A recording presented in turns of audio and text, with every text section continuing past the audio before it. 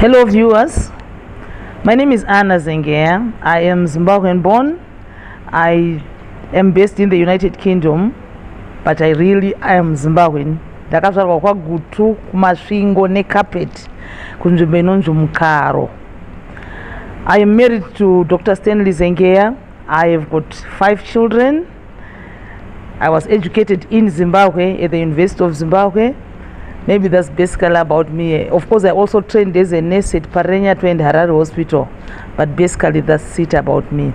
So I just want to take you through my musical career, which doesn't date too very long because I haven't been a musician for a very long time.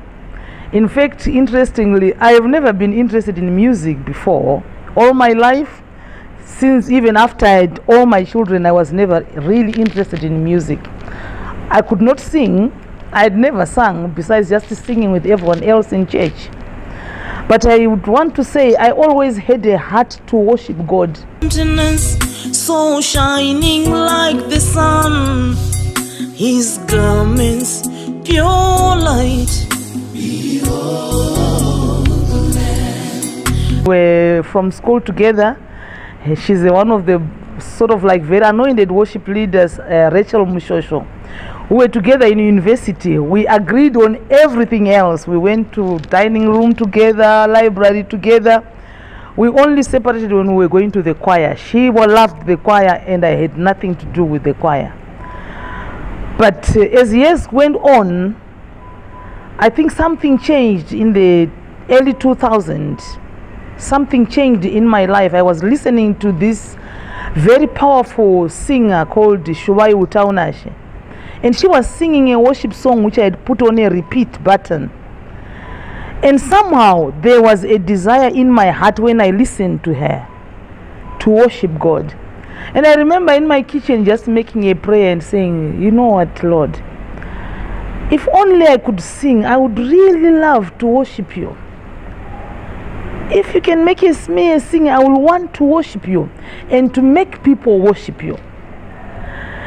You know, when I did that prayer, I know this may be difficult for some of you to understand because something spoke into my heart. According to me, that which spoke to my heart was God who spoke to me. And the words were very simple. I will make you a singer. And one day you will sing in a convention in Zimbabwe. Now, I'm from the Family of God Church. Our conventions are mega. They are 5,000, 6,000 people. So to tell someone who has never sung an amateur in singing, someone who can never be in a key, that they will sing in such a major convention was just like mind-blowing.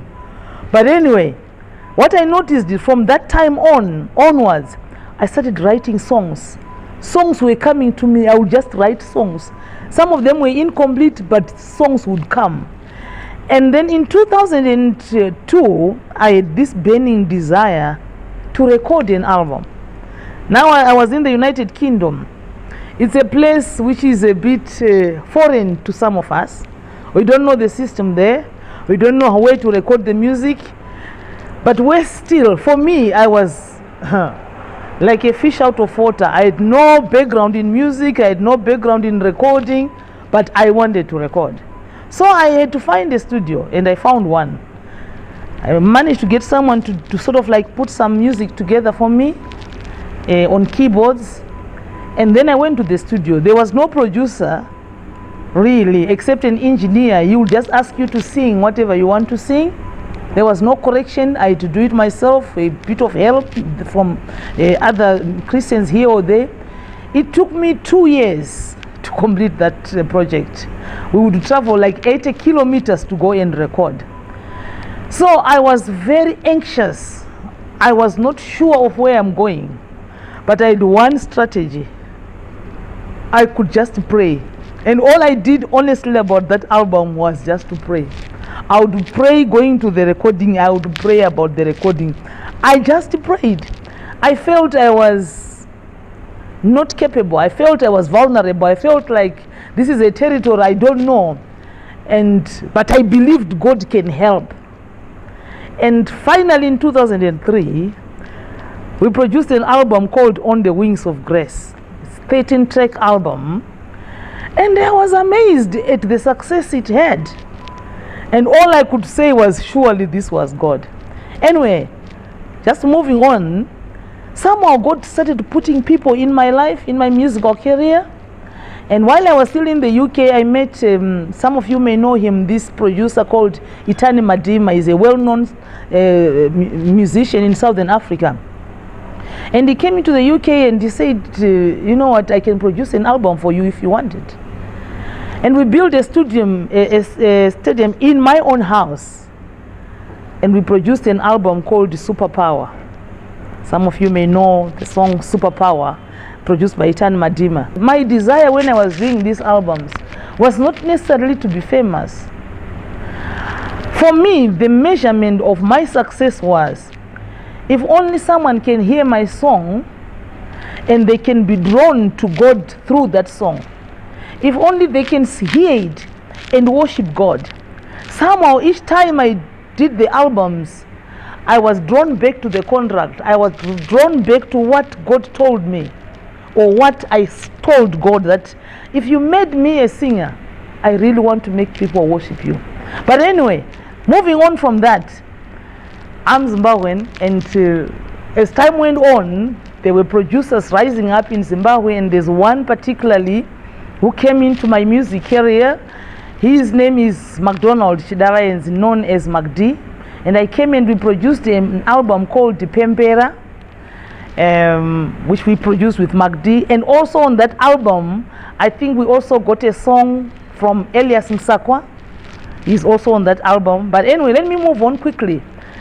As I said before, I just continued writing songs. Wherever I was writing songs. My phone was full of songs. They would just come. Some were experiences, some would come after worship, some would come after I've received a message from the prophet. By the way, I'm from the Family of God Church, and Prophet Andrew Taunash is my pastor. So some of the messages which he preached, which touched me, would end up as songs. So, you know, with a lot of music in my family, I also had a lot of support from my husband, Stanley Zengeya. And one day we decided, you know what, why don't we, each one of us as a family, give a thanksgiving song unto God? And we made all our children write a song. And we came, and MacD produced an album called Abba Father. And my husband's song is the title track of that album. But to me, that album particularly is so symbolic because this was a family thing, and I felt that all those who are with me will worship God. All my generations, they will worship God.